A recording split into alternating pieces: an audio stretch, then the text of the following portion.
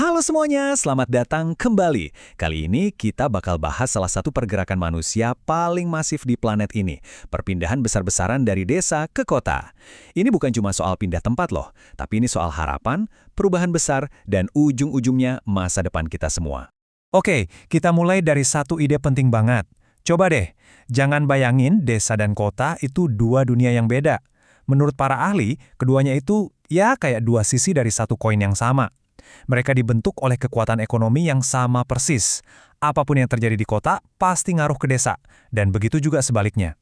Nah, ini nih yang bikin penasaran. Kalau desa sama kota itu nyambung banget, kenapa kok jutaan orang tiap tahun rela ninggalin yang satu buat pindah ke yang lain? Ada apa sebenarnya? Yuk kita coba cari tahu jawabannya bareng-bareng. Biar kita nggak ngomongin teori melulu, gimana kalau kita ikutin aja cerita seorang perempuan muda, kita sebut aja namanya Siti. Kisah dia ini percaya deh adalah cerminan dari jutaan kisah lain yang terjadi setiap hari di seluruh penjuru negeri kita. Penting buat kita ingat ya, perjalanan Siti ini bukan kasus yang unik atau aneh. Justru sebaliknya, dia ini bagian dari sebuah fenomena global yang wow, luar biasa besarnya, yang benar-benar ngebentuk dunia kita sekarang. Oke, jadi kenapa sih orang kayak Siti ini mutusin buat pergi? Nah, para ahli biasanya ngejelasin ini pakai dua kekuatan utama. Ada yang mendorong dia keluar dari desa, dan ada yang menarik dia ke kota. Coba kita bedah ya. Dari sisi desa, ada faktor pendorongnya nih. Misalnya, lahan makin sempit, hasil tani nggak seberapa, atau susah cari kerja. Terus, dari sisi kota, ada faktor penarik yang kuat banget. Janji-janji soal kerjaan, gaji yang lebih gede, atau akses ke pendidikan dan kesehatan yang jauh lebih bagus. Nah, salah satu faktor pendorong yang paling kerasa itu namanya diferensiasi petani. Gampangnya gini, bayangin di satu desa ada beberapa keluarga yang makin kaya, bisa beli traktor, bisa beli tanah tetangganya. Sementara tetangganya itu malah harus jual sawah terakhirnya buat bertahan hidup. Nah, kondisi kayak gini yang akhirnya maksa banyak orang buat cari jalan lain di luar pertanian. Tapi tunggu dulu, ternyata ini nggak sesimpel soal putus asa aja loh. Ada teori yang lebih baru yang lihat ini dari sudut pandang yang beda. Buat keluarganya Siti, ngirim dia ke kota itu bukan cuma keputusan pribadi Siti. Ini tuh strategi keluarga. Anggap aja kayak polis asuransi. Kalau nanti panen gagal, ya kan, ada penghasilan Siti dari kota yang bisa jadi jaring pengaman. Oke, singkat cerita, Siti akhirnya sampai di kota. Bawaannya apa? Harapan besar tentunya. Tapi pertanyaannya, apakah kenyataan di sana seindah bayangannya? Yuk kita lihat lebih dekat. Nah, disinilah Siti dan jutaan orang lainnya berhadapan sama yang namanya over-urbanisasi. Ini kondisi di mana orang yang datang ke kota itu jauh lebih banyak dan lebih cepat daripada kemampuan kota itu sendiri buat nyediain lapangan kerja formal, rumah, atau fasilitas lainnya. Hasilnya, udah bisa ditebak. Sektor informal meledak, permukiman jadi super padat. Jadi intinya, di kota itu kayak ada dua dunia kerja yang beda banget. Ada sektor primer, ini yang formal, gajinya oke, kerjaannya stabil. Terus ada sektor sekunder, yang informal, upahnya rendah, nggak ada jaminan. Nah kenyataannya, kebanyakan migran kayak Siti itu nggak langsung masuk ke sektor primer yang mapan. Mereka lebih seringnya terserap ke sektor sekunder ini, jadi buruh pabrik, pedagang kaki lima, atau asisten rumah tangga. Tapi ceritanya nggak berhenti di kota.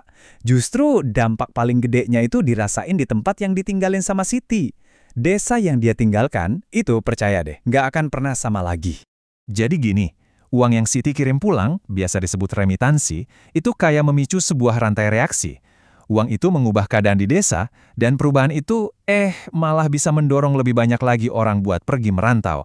Ini jadi semacam lingkaran yang terus berputar dan dampaknya kuat banget. Terus, uang kiriman Siti itu dipakai buat apa aja sih? Nah, ternyata sebagian besarnya, sekitar 70%-nya, itu habis buat kebutuhan sehari-hari. Buat makan, biaya berobat, ya pokoknya buat hidup. Sisanya mungkin sekitar 20% buat benerin rumah atau biaya sekolah. Dan yang paling kecil, cuma sekitar 10% yang balik lagi jadi investasi produktif, misalnya buat sawah atau buka usaha kecil. Nah, inilah yang akhirnya mengarah ke fenomena yang disebut deagrarianisasi. Apa itu? Ini sebuah proses di mana pertanian itu pelan-pelan kehilangan perannya sebagai tulang punggung ekonomi dan juga identitas di sebuah desa. Jadi, desanya mungkin masih kelihatan hijau penuh sawah, tapi sumber utama penghidupan warganya udah bukan dari situ lagi, melainkan dari kota. Perginya para laki-laki buat merantau juga mengubah tatanan sosial di desa loh. Coba bayangin, kalau para pria pergi, siapa yang ngurusin sawah? Jawabannya, Para perempuan, Ibu Siti dan ibu-ibu lainnya di desa. Mereka tiba-tiba harus ambil alih tanggung jawab baru yang besar, seringnya tanpa bantuan tambahan.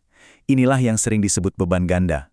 Mereka harus ngurus sawah, sekaligus ngurus rumah tangga. Berat banget kan?